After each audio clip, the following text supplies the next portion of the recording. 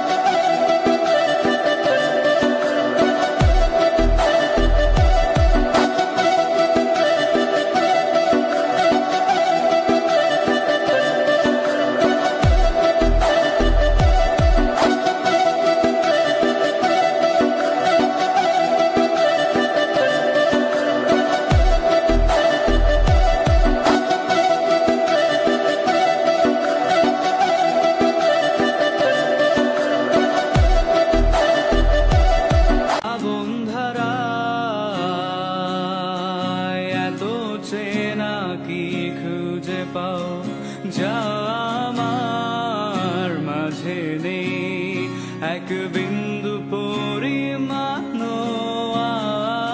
আমার সরল রেখার চিন্তাধারায় আড়াআড়ি করে দাগ কাটো কেন নাকি কাঁদিয়ে আমাকে।